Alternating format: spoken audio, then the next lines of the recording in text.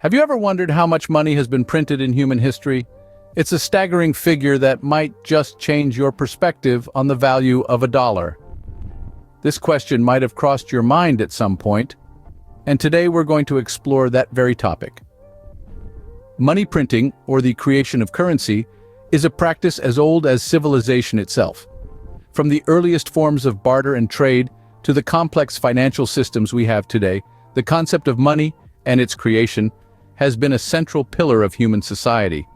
In the grand scheme of human history, the use of physical money is relatively recent. Before coins and paper, we used a variety of items to represent value. Shells, beads, even large stones have all served as money at some point in time. But as societies grew more complex, so did our methods of representing value. The invention of paper money was a game changer, opening up new possibilities for trade and economic growth. But it also brought new challenges, from counterfeiting to inflation. Despite these hurdles, the practice of money printing flourished, evolving with each passing century. Fast forward to today, and the sheer scale of money creation is truly mind-boggling. Central banks around the world pump out billions, even trillions of dollars each year. But what does all this mean for the value of money? And what impact does it have on our economy? Throughout this journey, we'll dive into these questions and more, uncovering some staggering statistics along the way. From the first coins minted in ancient Lydia to the digital currencies of the 21st century, we'll explore the fascinating history of money printing and its impact on our world. So buckle up and prepare to travel back in time as we delve into the fascinating history and evolution of money printing. Before paper money, there were barter systems, but how did we transition from trading goods to printing currency? The journey is fascinating, and much longer than you might think. Let's go back in time, back to the days when humans first settled into agricultural societies. The barter system was the norm, where goods and services were exchanged directly for other goods and services. A bag of grain might be traded for a pair of shoes, a day's labor for a meal. But as societies grew, so did the complexity of these trades. Enter commodity money, a type of currency that had intrinsic value. This wasn't paper money yet, but it was a step in the right direction. Commodity money was tangible. It could be anything that was considered valuable and widely accepted. This included items like gold, silver, cattle, and even salt. But as you can imagine, carrying around cattle or bags of salt wasn't exactly convenient. So societies began to look for a more practical solution. They started using symbolic representations of these commodities, like metal coins, as a form of currency. Yet these coins were heavy and difficult to transport in large quantities. The need for a lighter, more portable form of currency was becoming apparent. Around the 7th century in China, during the Tang dynasty, the first known banknotes or paper money were developed. Initially, these banknotes were used as deposit certificates by merchants who wanted to avoid the risks and burdens of transporting large amounts of coinage. These notes were not initially intended to replace coins, but slowly gained acceptance as a medium of exchange. The government soon recognized the benefits of paper money and began issuing official state-produced bills. This was the birth of the paper money system we are familiar with today. As societies grew more complex, so did their methods of trade, paving the way for the invention of paper money. The invention of paper money marked a significant turning point in the history of human civilization, revolutionizing trade, economies, and the way we perceive value. Printing money wasn't always as sophisticated as it is today. Long before we had glossy, watermarked banknotes filled with intricate designs and security features, money printing was a rudimentary craft. Let's take a step back in time and see how it all began. In the ancient world, coins were the currency of choice. They were made from valuable metals such as gold, silver, and bronze, and they were minted using basic techniques. These coins were stamped with the faces of rulers or symbols of the state, serving not just as a medium of exchange, but also as a tool for propaganda. As trade routes expanded and economies grew more complex, carrying around hefty bags of coins became impractical. This led to the invention of paper money, first in China during the Tang dynasty around the 7th century. The initial versions of these banknotes were made from mulberry bark and stamped with official seals. Fast forward to the Middle Ages in Europe, where money was printed on parchment or vellum, typically made from calf or sheepskin. The process was labor-intensive and slow, with each note being carefully etched and inked by hand. The invention of the printing press by Johannes Gutenberg in the 15th century revolutionized the process. This technology allowed for mass production of printed materials, including money. However, it was only until the 19th century that banknotes began to look as they do today. This was when steel engraving was introduced, a technique that allowed for intricate designs that were difficult to counterfeit. The 20th century brought about even more advances. Photogravure and offset printing techniques were adopted, enhancing the security and aesthetic appeal of the banknotes. Today's money printing is a high-tech process, utilizing complex security features like holograms, color-shifting ink, and hidden microprinting to thwart counterfeiters. From crude beginnings, money printing has evolved into a high-tech process, reflecting our technological advancements. Just as the way we trade and transact has transformed over the centuries, so too has the way we print and protect our money. As paper money took root, different civilizations began to put their unique stamp on it. The Song dynasty in China, for example, was one of the earliest to recognize the convenience of carrying paper instead of metal coins. Their jiaozi, as it was called, was a promissory note, a promise to pay the bearer the value inscribed on the note. Meanwhile, in the medieval Islamic world, a form of paper money was also in use. The sak, which is the root of the English word check, was a written vow to pay a certain amount of money at a specified time in the future. This innovation contributed significantly to the flourishing trade in the region. Across the globe, in the Americas, the Maya civilization had their own unique form of currency. They used cacao beans, yes, the same ones used to make chocolate, as a form of currency. But let's not digress. Let's focus on paper.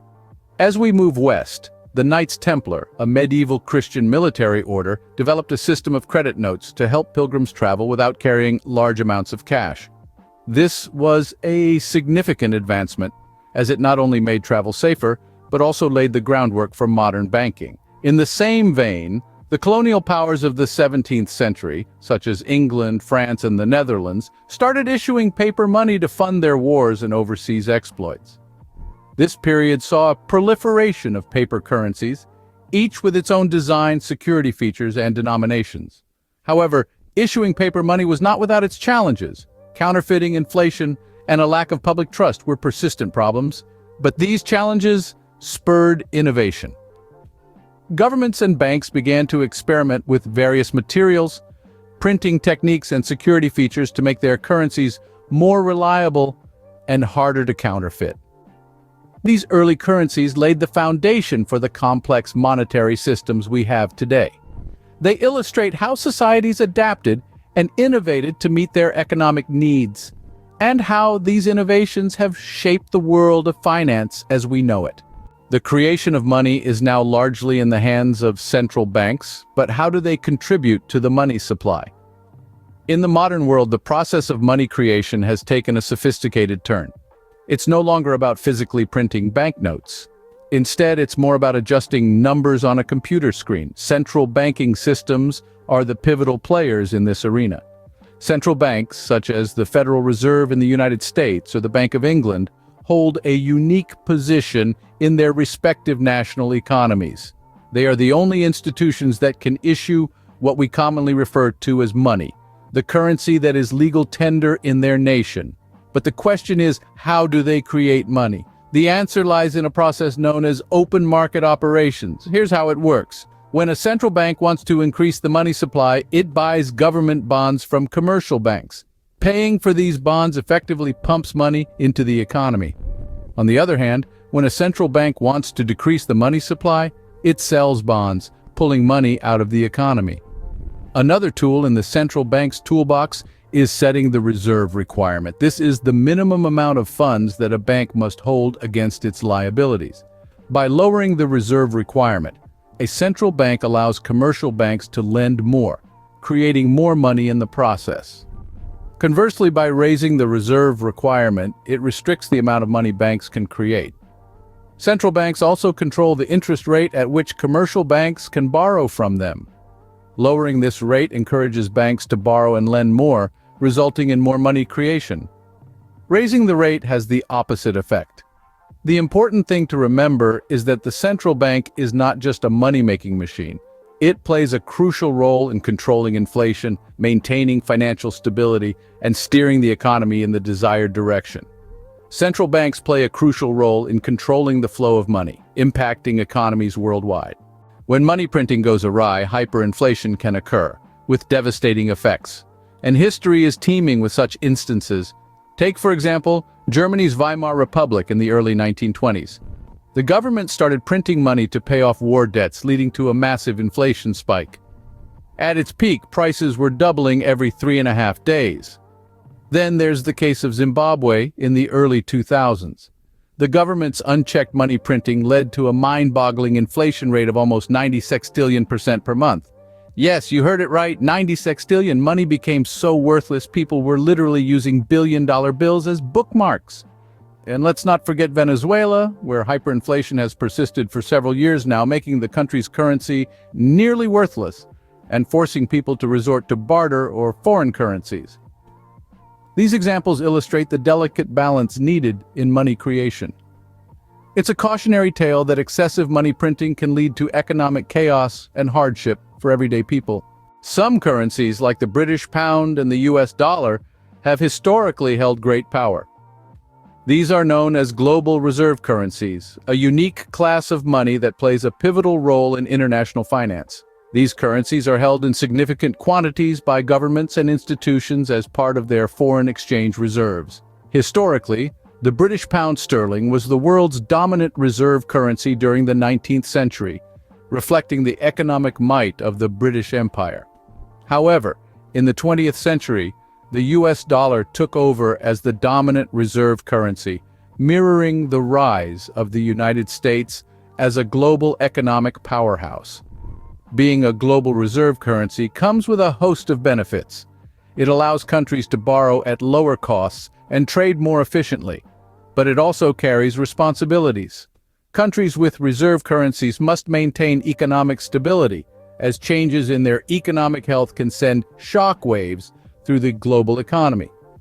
These currencies shape global trade, influencing economies far beyond their borders.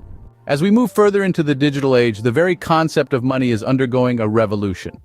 This revolution is changing the way we perceive, use, and understand money. A key player in this revolution? Digital currencies. These digital currencies, or cryptocurrencies, as they're widely known, offer a significant departure from traditional forms of money. They're not issued by a central government or bank, they don't exist in physical form, and their value isn't backed by tangible assets like gold or silver. Instead, they exist solely in the digital realm. Their value determined by complex algorithms and the collective belief in their worth. One of the most well-known digital currencies is Bitcoin, which emerged in 2009. With its decentralized nature and the potential for anonymity, Bitcoin quickly gained attention. But it's not the only player in the game. Thousands of other cryptocurrencies have since been developed, each with its unique features and uses. But what does this mean for money creation? In the past, the power to create money was largely held by governments and central banks. They could print more money or withdraw it from circulation to control the supply. But with digital currencies, this power is distributed. New units of cryptocurrency are often created through a process known as mining, where powerful computers solve complex mathematical problems. This revolution isn't just theoretical. It's happening right now, and it's having a real-world impact. Cryptocurrencies are being used for everything from online purchases to investment assets, and as they become more widely accepted, they're challenging traditional financial systems and the role of central banks. But like any revolution, it's not without its uncertainties and risks. The value of digital currencies can be highly volatile, and their decentralization raises questions about regulation and security. But one thing is clear, they're here to stay. Digital currencies are reshaping our financial landscape, adding a new chapter to the history of money. They represent the latest evolution in our ongoing quest to create and control value.